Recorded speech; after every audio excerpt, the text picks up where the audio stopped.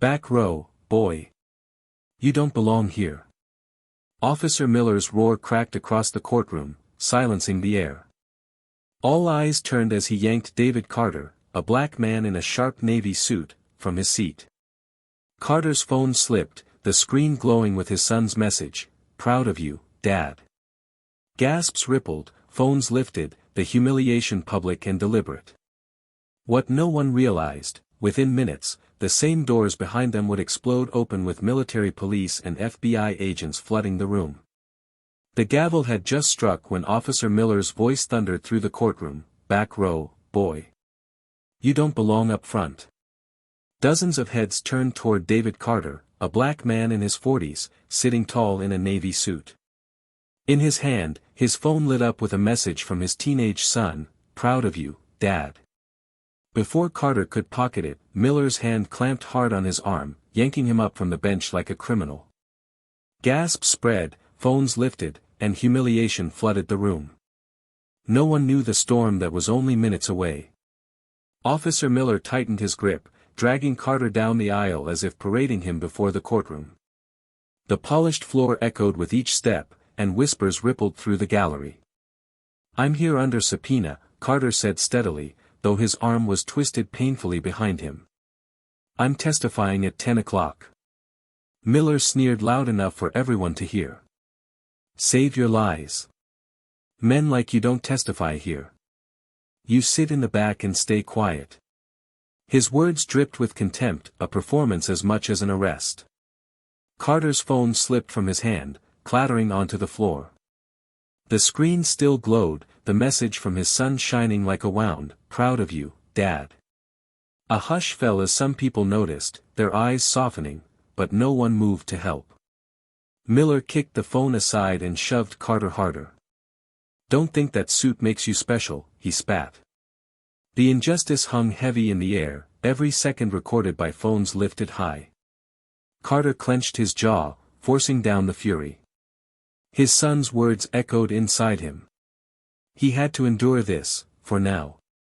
The bench at the back creaked as Miller shoved Carter into it, his grip never loosening. "This is your place. Remember it," he snarled, his spit landing on Carter's sleeve. The courtroom went still, the insult louder than any shout. "Cross mark." Carter adjusted his suit with measured calm, but his eyes burned.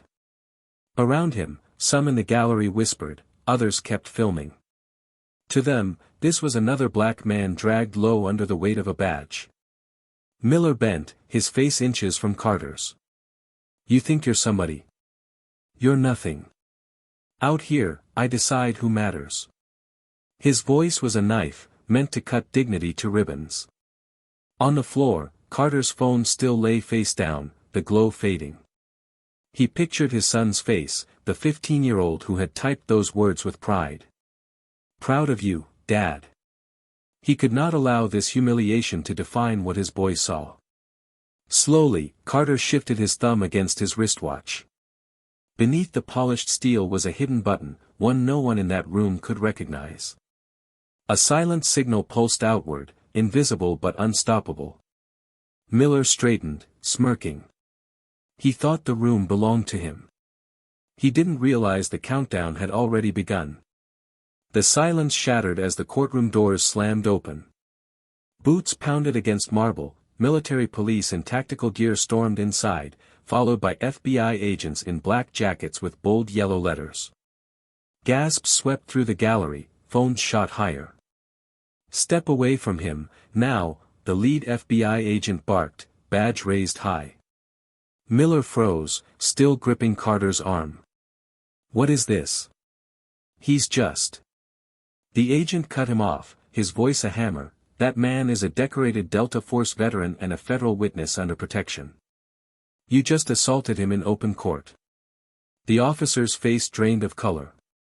His hands, once so heavy, now trembled as steel cuffs snapped around his wrists. The same man who barked orders was dragged out in disgrace. Carter rose slowly, smoothing the wrinkles in his suit. He bent down, picked up his phone, and the screen lit again with his son's words, "Proud of you, Dad." He held it for a moment, letting the message burn brighter than the shame. Then, with calm authority, he spoke, "Respect isn't forced by fear. It's earned by honor." The courtroom had its verdict. Justice had stormed in.